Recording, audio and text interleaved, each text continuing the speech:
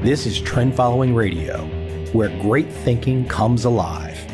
Nobel Prize winners, legendary traders, best-selling authors, and the pros that know what drive us irrational human beings. I am your host, MICHAEL COVEL. Not filtered, raw, honest. That's my passion.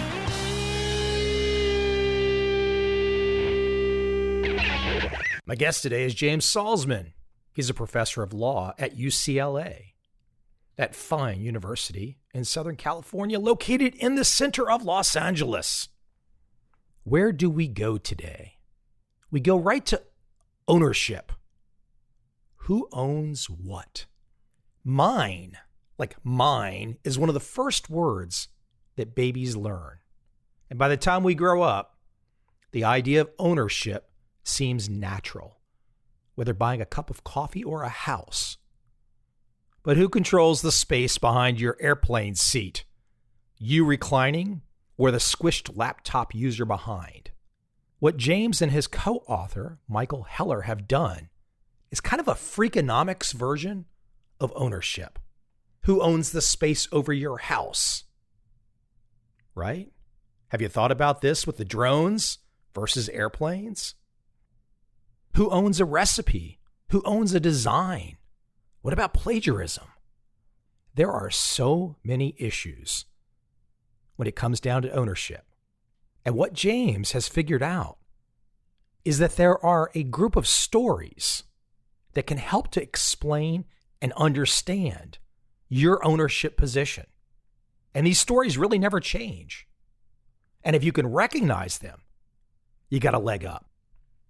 Ownership really is the issue going forward in humanity. These guys do a great job. Some really eye-opening stories, mind-bending, infuriating.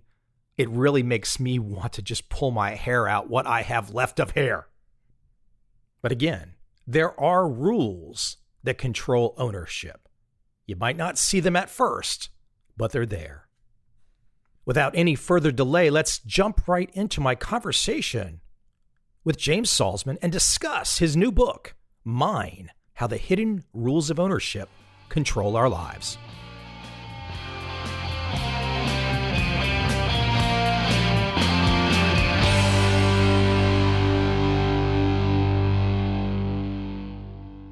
I want to start with you for a second before we dive into stuff, because I caught something in your Wikipedia entry that kind of jumps out at me. And it says, let me read this. You graduated from Yale and Harvard, the first Harvard graduate to earn joint degrees in law and engineering. Explain that. What am I reading there? Why is that so unique? It sounds very interesting. It's common now, but it wasn't at the time. So between college and law school, I've always been a tree hugger. And between college and law school, I worked for the U.S. Fish and Wildlife Service for a year, working out in the field with wild ponies and tagging birds. I get to the mighty Harvard Law School. I'm sitting in seat 123 or something. We were assigned back then. And I was just bored out of my skull. And I was ready to leave and just get a degree in biology. But my older brother said, look, this environmental thing, you're really into it. Why don't you try to develop an expertise in environmental policy?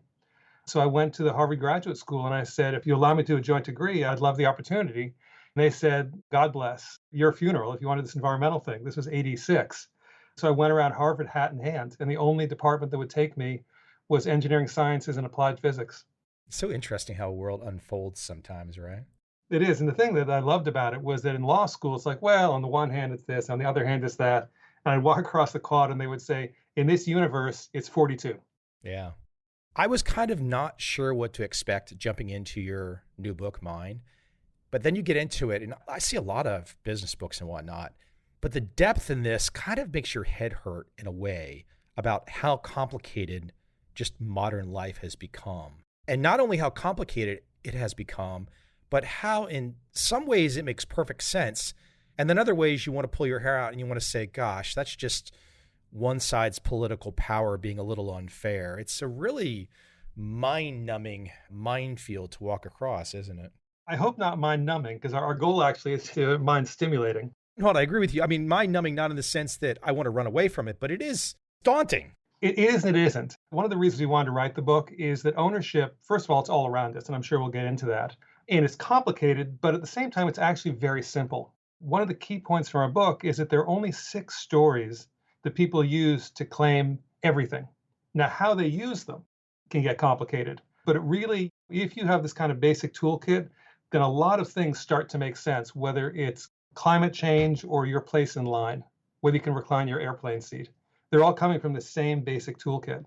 Let's jump right in with one that you just mentioned, because I had to think about it at first, and I've actually got a solution to it that I use, so I guess I haven't had to think about it for a long time, which is the Airlines Seat.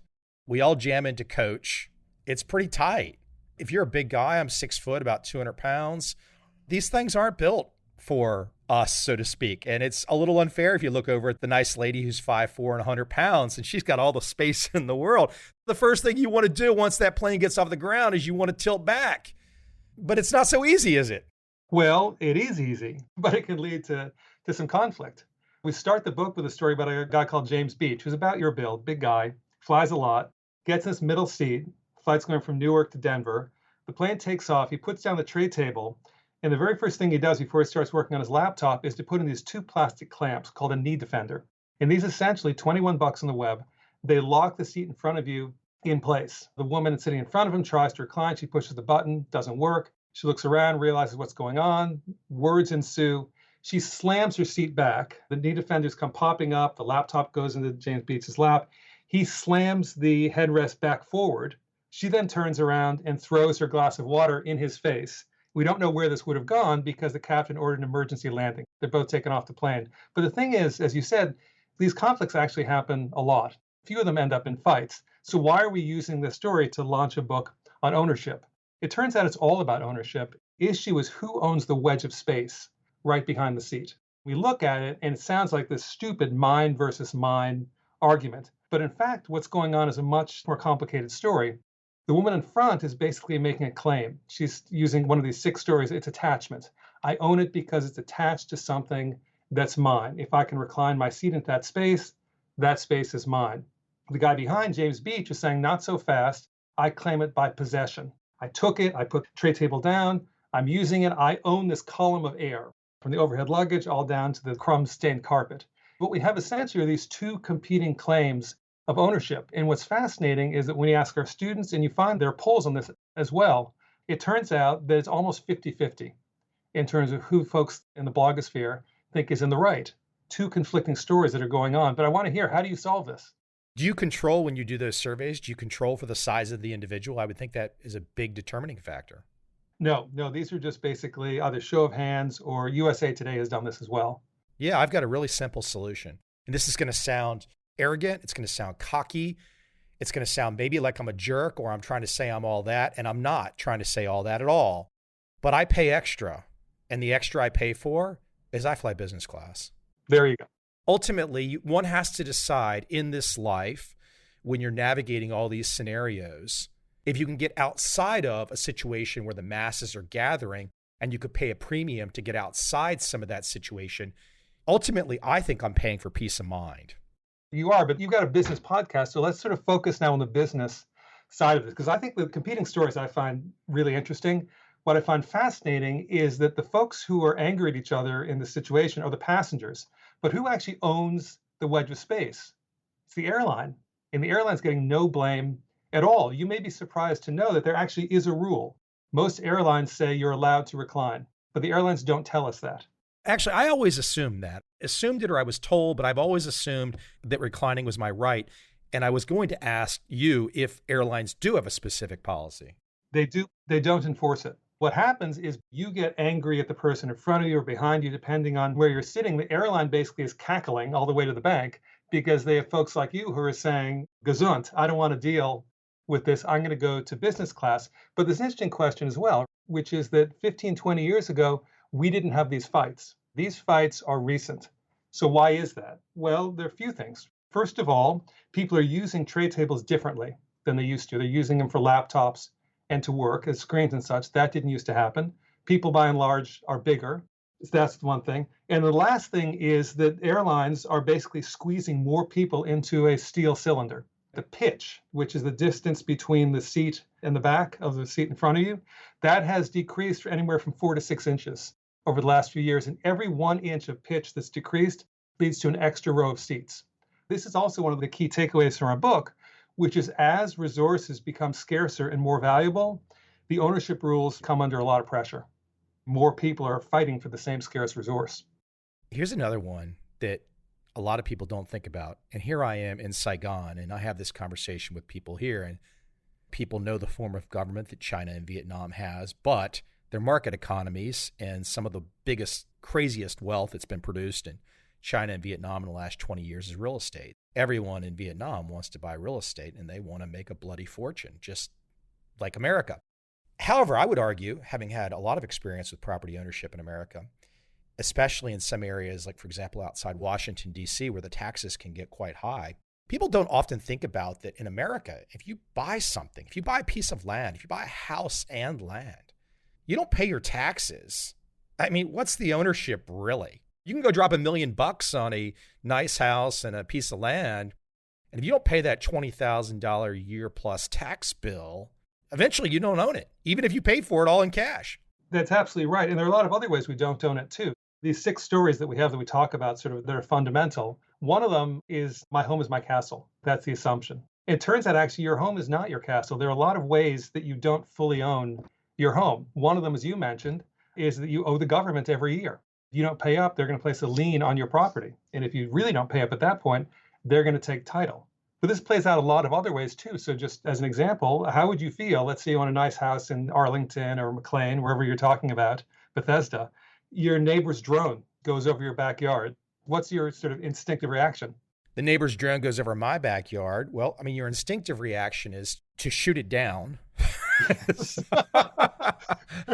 I mean, which has happened, right? That's my instinctive reaction. Why do you feel in the right? I don't know if it's my instinctive right. The first thing I feel is I don't want to be captured on video and my image used. That's what I'm thinking about first. I don't know if I'm necessarily worried about it violating my airspace. I'm more worried about it violating my image and my image being used against my will. The privacy aspect. Yeah. But a lot of times it's just this notion of you are trespassing into what's mine. The airspace being yours, you're saying. That's right. About 100 years ago, there were these court cases. Homeowners basically sued airplanes saying they were trespassing. Even though it was 30,000 feet up. Well, back then it wasn't, but even so, it was way up there. But there's this ancient doctrine that you basically own from heaven to hell, this column that goes from your land up and down. That got tossed to the side, but where do we stand with drones? I'm imagining it's a patchwork depending on what locality you live in. It's unsettled. This is a big deal because, as you know, Amazon, other services, Domino's, they see a world where they have delivery services. That's not going to work if they have to get permission of everyone's backyard they fly over.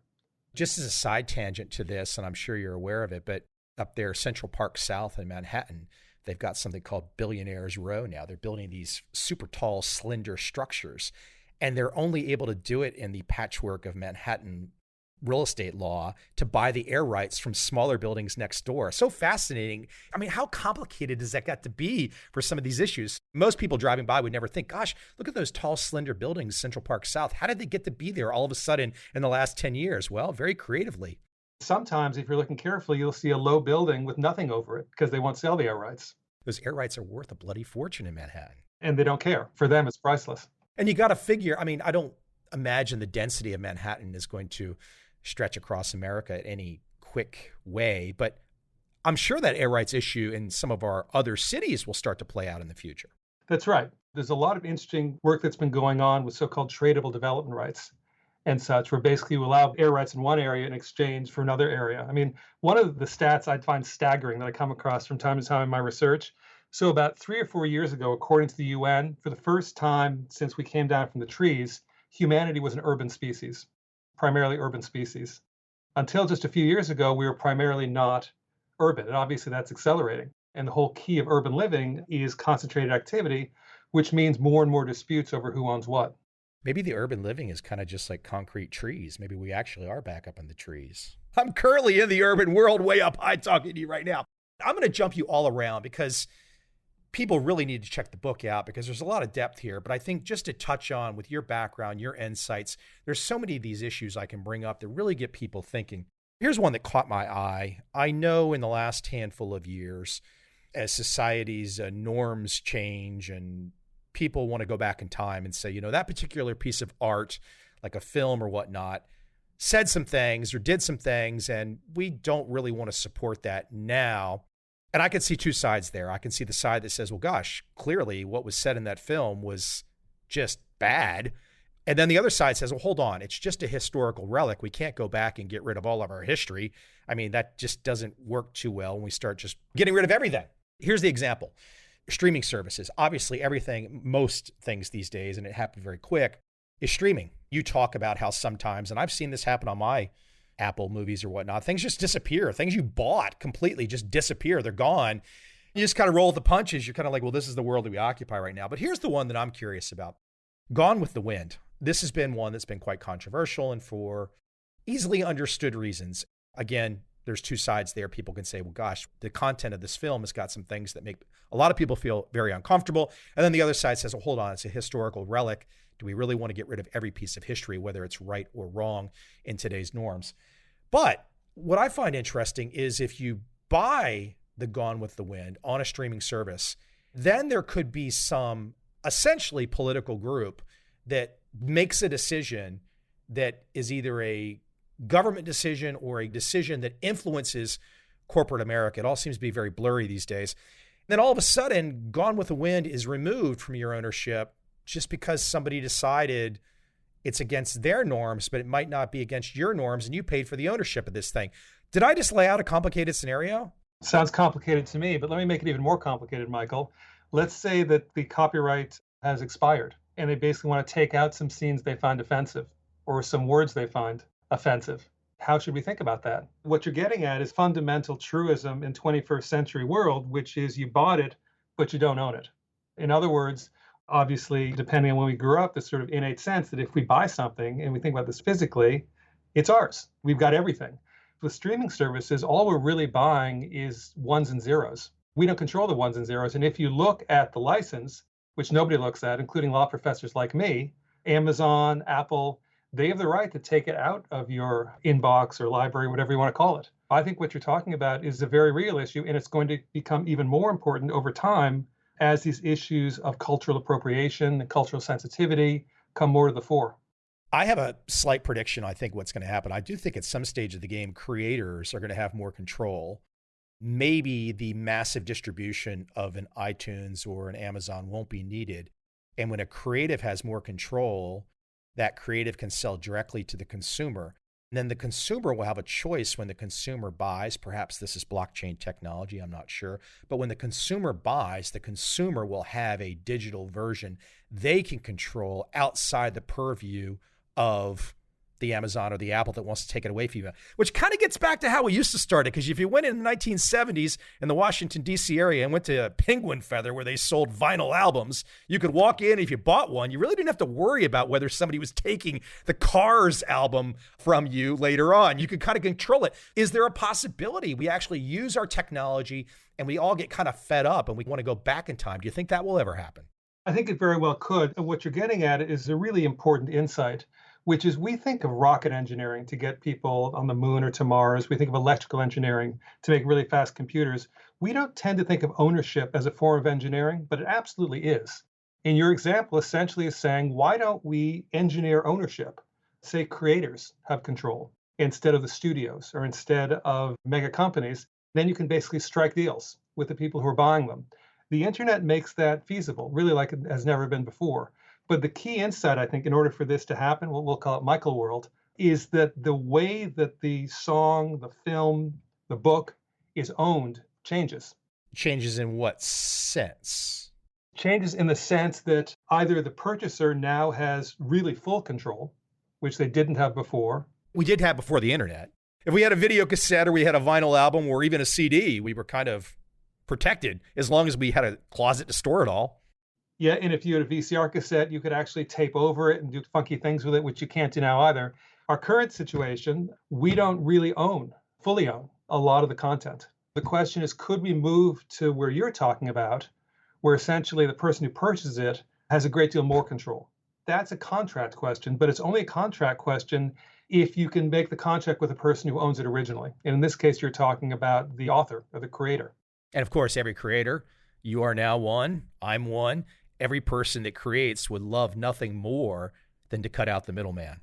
Yeah, that's right. It's controlling ownership that gives them that position of strength. Let me give another example that you sent me some cool examples in advance of our call. I like this one because I think it gets into something that probably instinctively unnerves me. And this is the idea of, okay, we're in a city center, there's restaurants, and they've got prime space along the street. Maybe they've got parallel parking in front of them. Great location. They're spending a lot of money on taxes, all kinds of stuff. They've invested everything there. And then along comes an enterprising individual. I think a lot of this really started in LA, is probably spanned out. But an enterprising individual comes by with a food truck and says, man, I want to offer my gourmet tacos and I want to park in front of your restaurant. I'm going to let you run with it, why you pick this and whatnot. For me, the way I look at it, I dislike the idea that the owner of the restaurant would end up using the political system, the bureaucracy, whatnot, to legislate that driver away.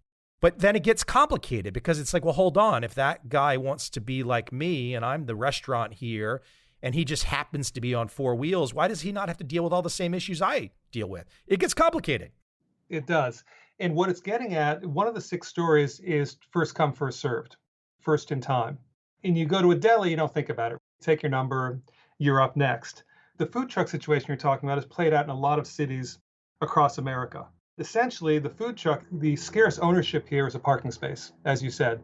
The food truck basically says, hey, first come, first serve. I got here in the morning. This is a primo parking space. I'm going to get all kinds of foot traffic, including folks potentially who might have gone to this brick and mortar restaurant. The brick and mortar restaurant says, hey, I was first. I was here long before the food trucks. City, you have to give me a protective zone. So food trucks shouldn't be allowed to park within 200 feet of a brick and mortar restaurant. It's unfair competition. As you said, they're not paying property taxes. They're not doing all these other things that a brick and mortar restaurant has to do. What you get to very quickly is first in time, first come, first serve is not self-defining. So the question is, well, who's going to decide? And in this case, it's the city government. In a number of cities, including Chicago, restaurants have been successful. So in Chicago, you're not allowed to park a food truck within 200 feet of a restaurant. Portland, Oregon doesn't have the same rule. Catch this, Chicago obviously is a much bigger city than Portland. Portland has 5 times more food trucks than Chicago does. This simple rule about parking spaces completely changes the food scene of a city. And I would guess that the average consumer probably enjoys, if the food trucks are meeting demand and serving quality, I would think the average consumer, honestly, if I was a city planner, I would think it's probably a more interesting city when you do have the food trucks. It creates life and whatnot. I watched a documentary the other day on Dubai, and it was explaining why basically Dubai has no life. And I've been there, and I felt like there was no life in Dubai. It was just concrete jungle with highways and whatnot. So it is a really interesting thing. And here, I tell you, I live in a place like Saigon. Saigon is an amazing city core just because it's got life. So it's really interesting. We get all this planning. We get all these smart people involved, then we build these stale places. Then someone comes along with a cool idea that kind of takes a stale place perhaps and enlivens it. People want to complain and whatnot. It's such a competitive world with no end to the competition. No, and the way the competition plays out is battling stories. The food truck story essentially is really about what counts as first. In Chicago, the restaurants won the storytelling battle. In Louisville, restaurants won, but then food trucks fought back. The city council actually reversed its rule. Food trucks now can park within restaurants. It's sort of competing stories, but what we assume is just straightforward. First come, first serve gets the parking space. Not so fast. We're going to argue, we're going to have different stories about what counts as first. I think in the old days, whatever those might be, in the old days, maybe the general consensus would have been if you had a restaurant and someone parked outside your restaurant with a food truck, that instead of trying to use the system to get rid of the food truck or whatnot, we just would have had competition. And then if that restaurant felt like they were losing customers, they had to do something to increase business. I think that we had more of a double down and compete on a sports field type thinking. But now it seems like we want to use all these other systems to get what we want. I'd push back on that. I think that savvy businesses have long known that if you can redefine ownership, you can get a competitive advantage. Maybe with the food truck example, that might be right, but there are a lot of examples. Special interests use rules, use laws to define ownership to their benefit. What's one that jumps out that would really help the audience to see your perspective? You can tell me if this is a good example or not. The English come to the New World, and you would think first in time, the Native Americans would say, well, it's our country. Why do the English take it legally? And the reason they take it is the Supreme Court, back in this famous case, 1830s, says first in time only counts if you make the land productive. We're going to define the rules. So only if we make New England look like Old England, if you farm, if you build fences, only that counts toward ownership. Living the way the Native Americans did, that doesn't count. They didn't like that explanation, of course. Of course, of course. I could see it both ways because in many ways it looks like the English ruling would just be, well, that's just the justification to do what you want. Whereas, okay, I mean, my understanding is Ted Turner is one of the largest landowners in America, and he owns sweeping plains across the country. And I'm sure he's got absolutely no development on it. If somebody came along and said, Ted, we're just going to take your land because you're not doing anything with it, Ted's got enough money in the bank to fight that. It's true, but only recently. For a long time, keeping land undeveloped was actually not seen as productive use. So you actually risked losing it. Laws had to be changed to basically say conservation is a legitimately productive use of land. Let me give you another example, though, that's a bit more insidious about how groups can change ownership rules to protect their interests. We are at a place right now where we're about to have the largest wealth transfer in human history. As the baby boomers die off, they're going to basically leave more than $30 trillion to the next generation. That's trillion with a T. That is going to bake in the wealth inequality that we have in the US right now, with about 1% of the population controls about 40% of the wealth. One of the reasons this can happen is because of very, very small and intricate rule changes in, of all places, South Dakota. South Dakota has become the world's leading money haven. Super rich people already know this. It is crushing Switzerland. It's crushing the Cayman Islands. And the way they did this is because in America, states define ownership, not the federal government. South Dakota created this small change, something called a dynasty trust. And I won't go into details, but essentially allows you to keep ownership in the family for a very long period of time, which you couldn't do historically because there were concerns about these sort of vast and powerful aristocracies. The result is money is pouring into South Dakota from all over the world. And other states like Alaska are competing with South Dakota to try to compete for that money as well. We're having sort of a race to the bottom. This is all the result of some very, very rich people hiring lobbyists to make very small ownership changes to allow them to keep their wealth from one generation to another. In many respects, we have different ownership rules for wealthy people and for poor people. That is an interesting perspective in terms of what's happening there. And I'm sure the way people come down on it, well, okay, let's say somebody comes along in the last 10 years. He started with zero. I know plenty of guys like this. They started with zero. They did an e-commerce business. They got a little blockchain lucky. Now they're 35 years of age and they've got 7 figures plus in the bank. They didn't have 7 figures plus in the bank 3 or 4 years ago. I'm sure today they're thinking, well, gosh, I want to try and keep my wealth in my family. To me, it sounds intriguing. I'm like, well, gosh, I need to investigate South Dakota now, you know? And you wouldn't be alone. I also want to make clear the change South Dakota made was not simply you're allowed to leave it to your kids or to your grandkids. That's always been the law. Something called the rule against perpetuities. The change they made is you could keep it in your family essentially indefinitely, 4, 5, 6 generations out. That really has not been the case in America. Jefferson talked about the distinction between a natural aristocracy and an artificial aristocracy. The founding fathers were very concerned about creating a sort of aristocratic class. To be clear, I'm not saying storm the barricades, take the wealth. The issue with South Dakota is they've created ways to basically keep wealth in a family really indefinitely. Here's another ownership issue. Since you're bringing up this idea of aristocracy, I think we can make an argument today that we have an aristocracy of 5 or 6 tech companies. And these 5 or 6 tech companies, they're pretty active politically. Some people are going to like their politics and some people are not going to like their politics. I think the part that I start to dislike is I start to dislike the fact that as an American, I now, understanding what the First Amendment was, but now when I'm dealing with the tech companies, I have to bite my tongue on some things because I can lose my ability to communicate. Now, what's interesting about it to me too, because when it comes to the ownership of being able to speak, if I'm on the phone with you right now, we generally know that we can say what we want.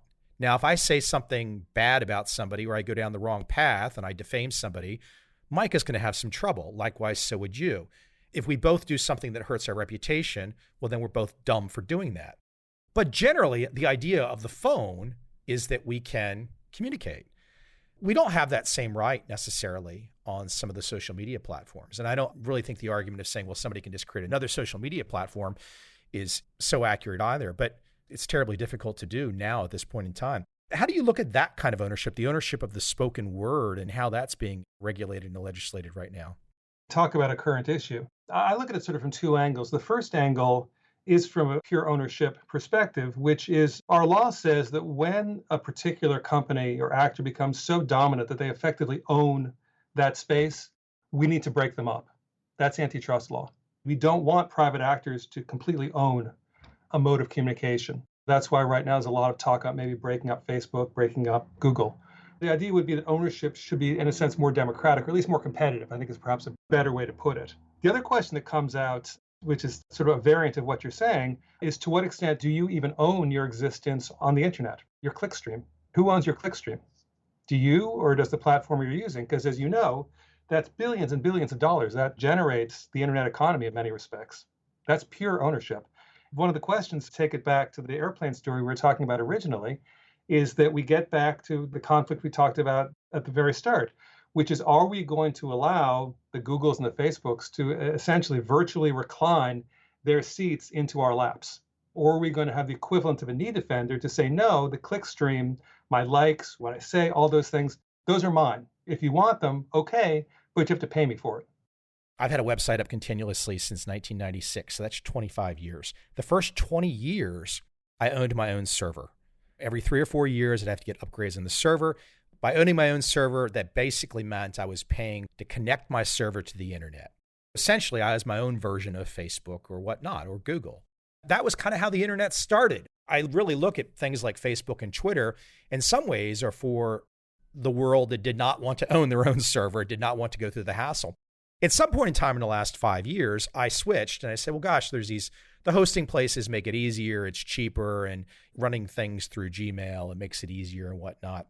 But then, in the last year or whatnot, I'm starting to think, gosh, the extra fee for owning my server, maybe I'm going to go back to my own server issue again. I don't want to have one day somebody say I did something wrong, and we all do things wrong, and not all of our things that we do wrong are nefarious. Sometimes we're just idiots. And you don't necessarily want to have some unnamed panel out there in the ether that can just excommunicate you in 2 seconds and you have no recourse. It's quite a mind bender. And so I'm actually contemplating going back to my own server. You're touching on an issue that's fundamental to the origins of the United States, which is the notion of liberty. Fundamental to liberty is to control your resources, your assets, your reputation, your words, your name. As you move to a situation where you don't have control over your access to the internet, for example, or the means to express yourself, there's no question there is a loss of liberty that's inherent in that. One way to claim your liberty back is to claim back ownership of the way you're going to interact with this new virtual world. It's just one of these things where I think people have really, now maybe after a good 10 years of using Facebook and whatnot, people are starting to think about these issues, but it wasn't something really thought through. Let me give you an example, and I'm going to let you educate me too. This is one that's near and dear to me. There's a guy on YouTube. He must have been in a rock band at one point in time. He's a guitarist, and he will do top 10 list of his favorite intro guitar riffs and whatnot. And he'll just pull out the guitars and he'll start playing stuff. He's quite popular. Rick Beato. Anyways, he will often do a list and he'll say the top 20 guitar intros, his perspective, top 20 guitar intros ever. And he'll start with number 20. He'll go back down to number 1. Often he'll get to 1 and he'd be like, okay, you know the game, guys. This band will do a takedown notice on YouTube immediately if I even give you 3 seconds of their guitar riff. And I'm thinking, that's so crazy because, if you were in a local club back in the day, not too many years ago, if you were in a local club and you're a band and you wanted to do 2 minutes of an AC/DC song, nobody was going to care. And if AC/DC heard about it, what were they going to do? Come sue you for doing that? But now YouTube is this system that allows, I think it's overkill. I mean, I don't see how, if a guy's sitting there with a guitar and he wants to strum a few notes from a particular song, that YouTube will take that down immediately. He knows it. Mike, what you're talking about is this notion of copyright infringement and fair use. So fair use is this exception to copyright. It says under certain circumstances, you can take a small sample of something, whether it's a book or a song. There are these groups and such that basically say, it's mine. You're not getting any of it unless you pay me. And probably the most extreme version of this is the estate of Martin Luther King. I don't know if you've been to DC and you've seen this very powerful Martin Luther King memorial. They had to pay the estate in order to take those quotes from King's iconic speeches. This is all over the place. It's changed how people make music because they're concerned, as you said, if you make a song, a so-called wall of sound that has snippets from all these different artists, one of the artists is going to sue you. Legally, they're probably in the wrong. Legally, you probably can do it because of fair use, but think about the transaction costs. Who's going to want to get involved with the courts and such? One of the things that's interesting about this, though, is that it's not always like that. Companies can change their strategy. Disney, for example, had this strong tradition of incredibly strict enforcement. If anyone took Mickey or Minnie or Goofy or Pluto and used it without permission, then they basically would come down on you like a ton of bricks. Part of this is the origin story of Walt Disney. He actually came up with a character before Mickey Mouse that was great, but he didn't have the rights to it. It was taken from him. The company after that was always incredibly strict in how the assets of the company were going to be used.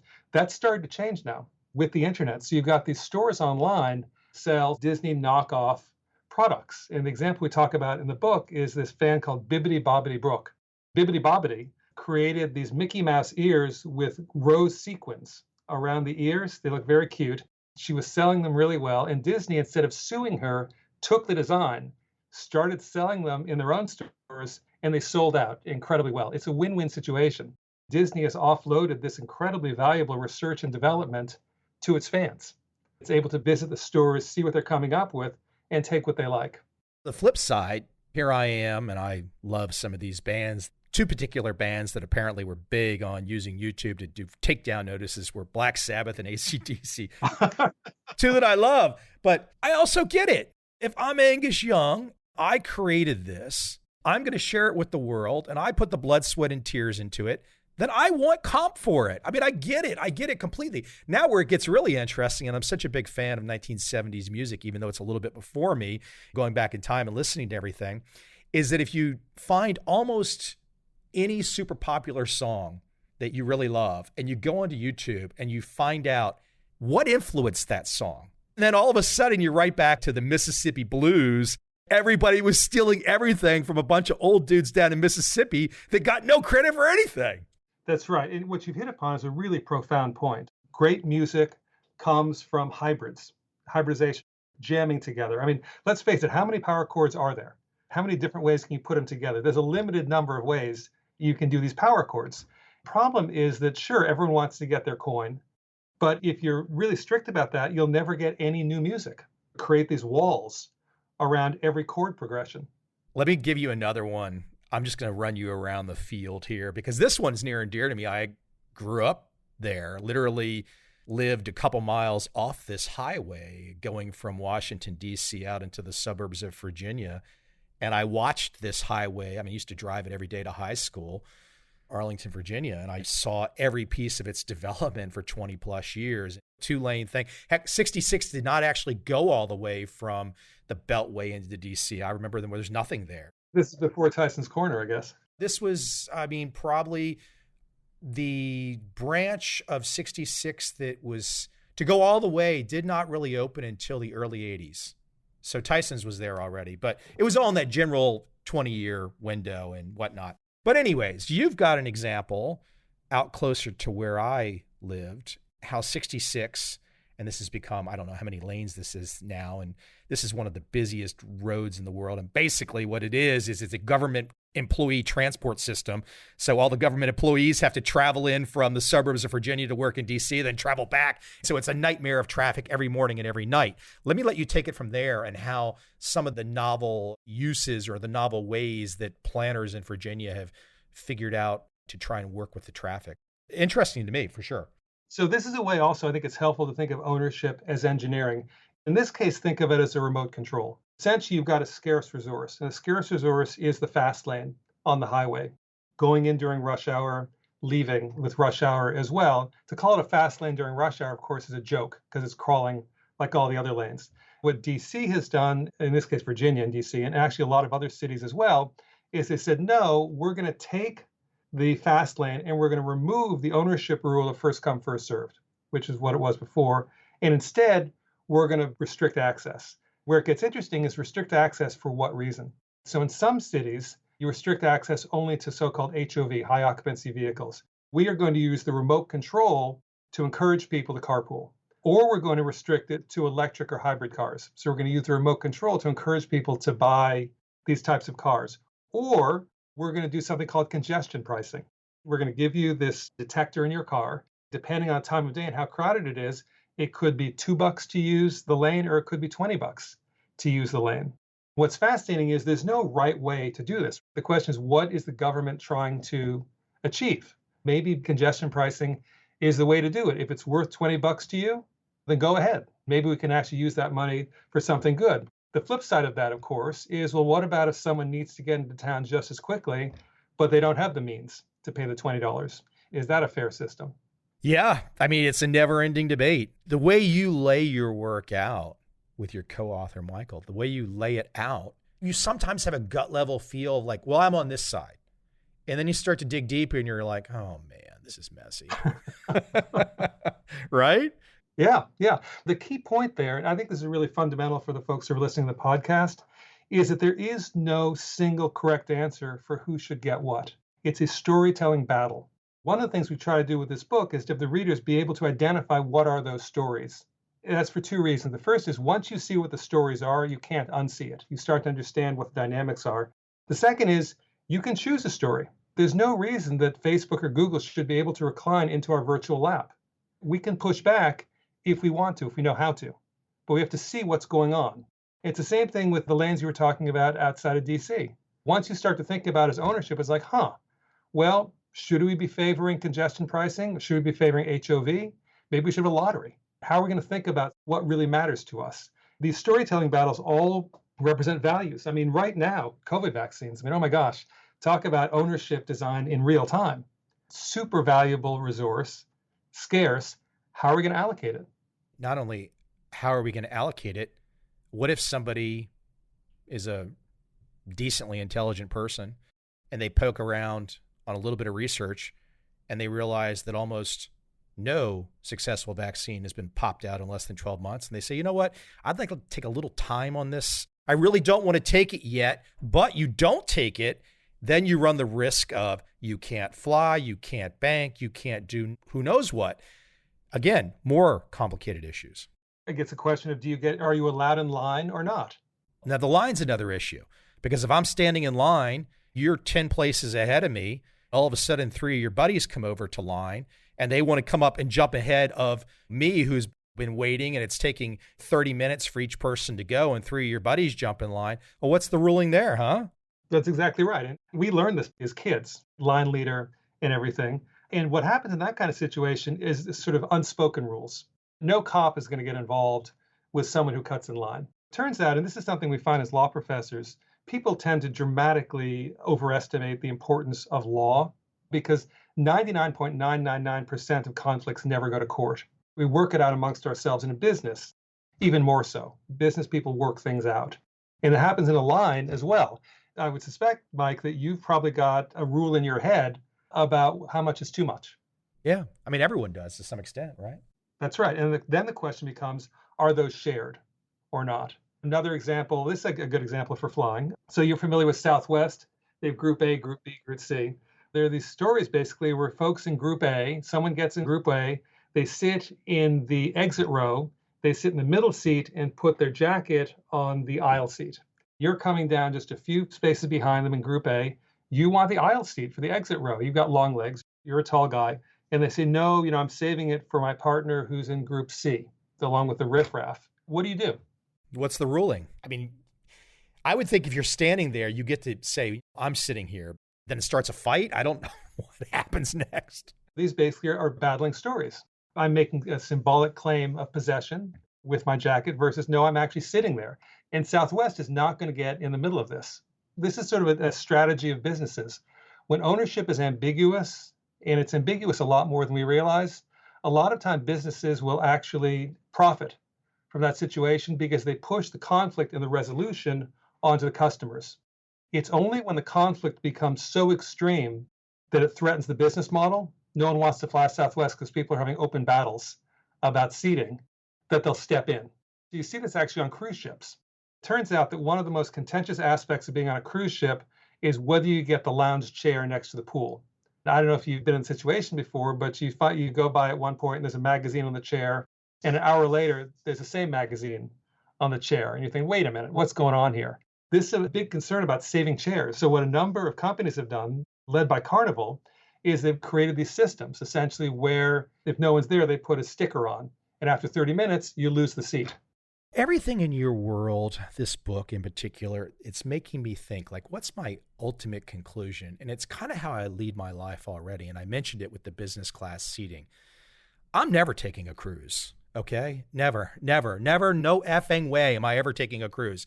And I think what I am trying to do, and maybe this is kind of sad in a way, but maybe it's also enlightening and maybe it's also uplifting.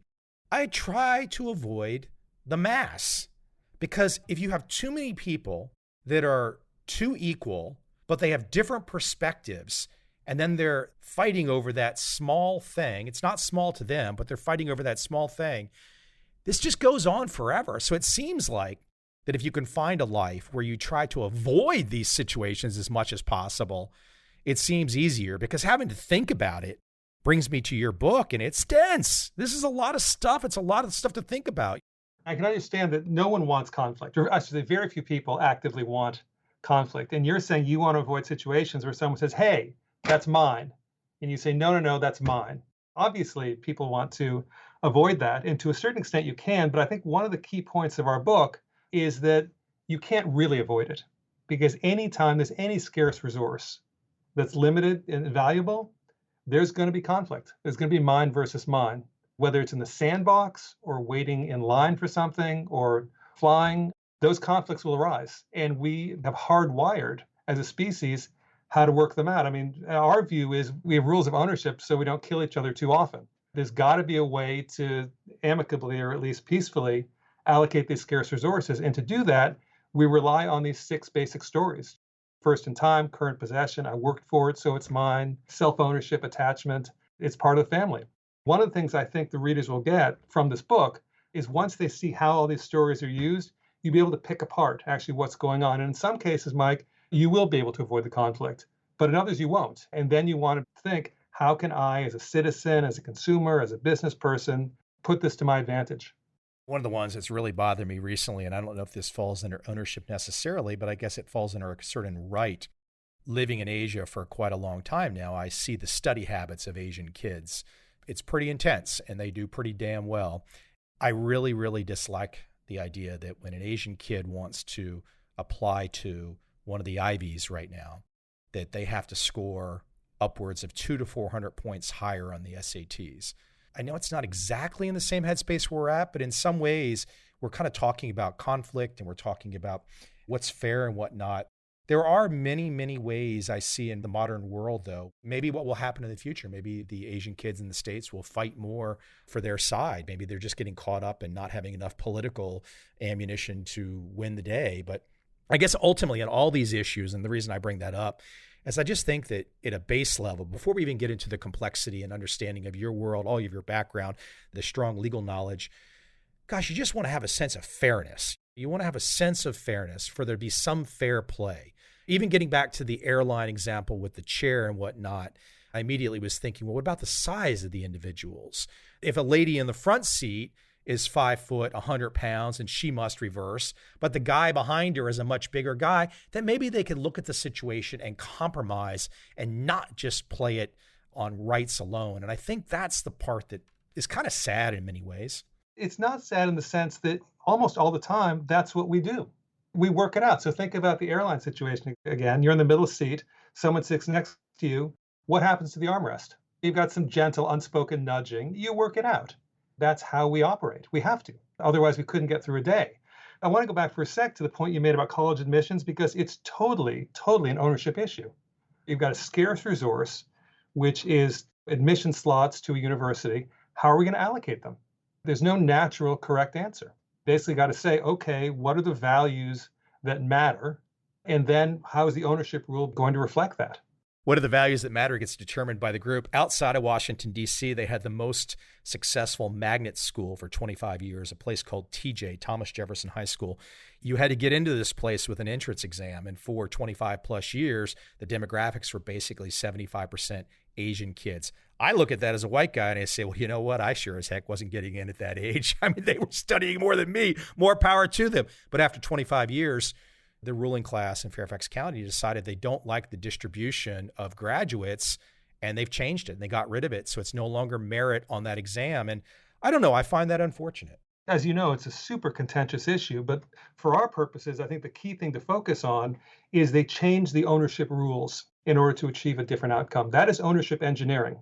No question about that. You're using ownership as a technology. By changing the rules for how people got those spots, how these spots are allocated, you're going to change the result. People are going to argue on both sides of it, but realize what's going on. This is very intentional. Ownership rules are being used for a specific purpose.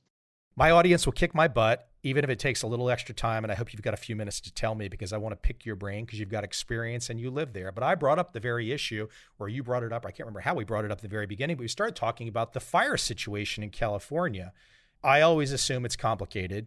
Without knowing, I'm sure without knowing as much as you do, I probably start to think, well, gosh, the population has increased. These expensive homes have increased. People, you don't want to have controlled fires to get rid of the underbrush and whatnot. Can you give me a big picture on what's going on? Because, I mean, beyond obviously, okay, there's going to be a climate change issue as well. How does that play out in your mind? A number of things that are going on there. Let me just give you three of the drivers.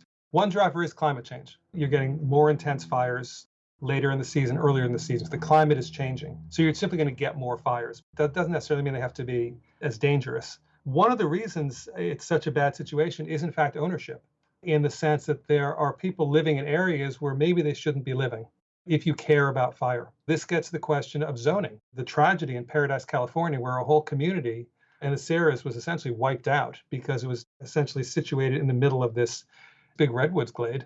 Maybe they shouldn't have been there. One thing that's happening, the discussion in California, which is very hard, as you can imagine, with property rights advocates, is to say maybe we shouldn't be living in these fire-prone areas. Maybe that's not such a great idea, particularly as we know the climate is continuing to change. You've got this really fundamental conflict between the idea of property rights. I love living within the trees, and the state being paternalistic, saying, I know that, but you are putting yourself in harm's way potentially, and we're not going to let you do that. I have one last small question. Since you mentioned at the beginning you're a tree hugger, you're not too far away from Muir Woods outside San Francisco across the bridge, and I've been there several times. I always enjoy taking someone there for the first time because you just go to that redwood grove and you're just like, wow. Beyond telling people they should go check out Muir Woods, because the next time I come to California, are there any redwood groves that you would recommend that if I liked Muir Woods in California, are there any others that you would recommend? Well, unfortunately, there's one called Big Basin, which is right near Santa Cruz, but it burned up in the most recent fire. I think the Mariposa Grove in Yosemite is well worth a visit. It's sequoia, so it's not the tall redwoods, but it's trees. You look at their girth and you just think, how is that possible? I mean, it's just this natural miracle. I would recommend the Mariposa Grove at Yosemite. Very cool. Very cool. Hey, the book, I know sometimes you probably thought I was being not downcast about some of the content, but I mean, it's complicated. And I guess sometimes in life, and maybe I've been in this Buddhist country for so long, I just want to have the live and let live and less conflict about this and that. The book, mine, How the Hidden Rules of Ownership Control Our Lives. Very cool stuff, James. Thanks for coming on. Appreciate it. Thanks so much. This was a really great conversation. Thanks. I hope it took you around the maypole, so to speak, and you hopefully you felt like you had a chance to get the thrust of where you're trying to go out there today. You're a very nimble interviewer. I was basically saying, okay. It was great. The best classes, we were kind of bouncing around. You're good at this though too, but I can see sometimes when you have folks on and they've got an interesting book, people want to go line by line, so to speak. And I just find it's like, I just want to imagine like, okay, I'm just the kid sitting in your class after class. You're not in a hurry and we're going to have a chew the fat conversation for an hour. That's what I enjoy. The one point I didn't get across, I wish I had better, is that to understand ownership, you don't need to be a lawyer. One of the reasons we wrote the book, if you know these 6 rules and how they interact, you know a lot about ownership, about what really matters. Knowing the details of estate law and rule against perpetuities, that's not where the action is in everyday life. It's basically knowing these 6 hidden rules. Cool stuff. Keep me posted on the next book. I'm sure there'll be another one. That's how it always works. I'm actually working on a World Bank project right now in Vietnam. Really? Yeah. Do you have to travel back and forth? You can't right now. We're kind of, the country's locked right now. I would have. Instead, I'm doing it all by Zoom. It's actually a business and ownership thing. It's pretty cool. It's this thing called Payments for Ecosystem Services. And they basically have passed this law. It says that parties that benefit from services provided by nature, whether it's carbon sequestration or flood control, you have to pay the landowners for providing that service. Interesting. I actually was just at an event recently where there's a bunch of fund managers were talking about some of the environmental legislation and whatnot.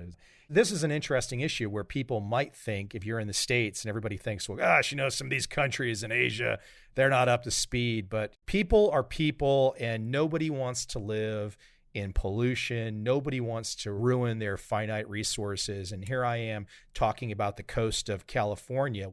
The coast of Vietnam might be just about the same length, and it is spectacular. People want to preserve that. The coast of Vietnam is absolutely spectacular. I know. And boy, talk about climate change. That's a different discussion. Let me ask a quick favor, because you really are a pro at this. This is one of the first podcasts I've done for this book. I've done podcasts for other books I've done. Are there any sort of useful feedback? It's a genuine question. I'm not trolling for compliments. For you, you're fine. I think the problem is I've done 1,000 of these things. I've talked to a lot of your peers. I've become just as much that you could probably sit down and teach some aspects of law with your eyes closed and just know it. There's something to having a conversation, and I'm not trying to toot my own horn. So the problem for you becomes more that if you are communicating with somebody who maybe isn't as confident to talk to you as I am. I don't know half of what you know in your world, but I know some things in my world. So the way I always look at it is I could have a domain expertise in something else. Okay, fine. This guy has a domain expertise in something else. Fine. So then we have a confident conversation. I think the real issue in these interviews is that when a fresh interviewer gets someone like you who's very detailed, sometimes maybe they just kind of get a list of questions, and that's harder for you because it's kind of like it feels stilted. Doesn't feel natural. Right. That's the hardest thing I would think for so many academics and so many achievers, because podcast is a great medium, but not everybody gets a chance to talk to Joe Rogan or Tim Ferriss. It's tricky. It's really tricky. No, this is fun. You're good at what you do. Maybe just to take control of the conversation might be what to tell you. If you get the feeling that somebody is kind of just going down the list of questions, just take control of the conversation and do what you see fit as you're teaching a class. That might be the way to go around it. Yeah, ask them questions. Yeah, exactly. Just turn the whole thing around. Because if they just feel kind of a little inexperienced, you obviously are experienced with teaching and whatnot, so just turn the whole thing around. Yeah, that's good advice. All right, man. I'm in your debt. That was fun. Hey, I appreciate it. Thanks, Jim. All right, thanks. Bye-bye. One addendum to the end of that great conversation. I forgot to ask Jim what the website was where we could direct people. The website is minethebook.com, minethebook.com, minethebook.com. And just so if you are searching on Amazon, again, the name of the book, Mine, How the Hidden Rules of Ownership Control Our Lives.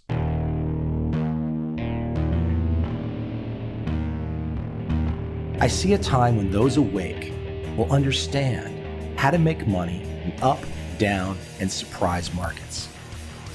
Whether new trader or experienced, college student or financial advisor, protecting against a crash or just trying to make a lot of money, trend following offers everyone an answer in uncertain times. To get started immediately, send me an email, michael@covel.com. I will send you the right trend following steps to take along with my free video.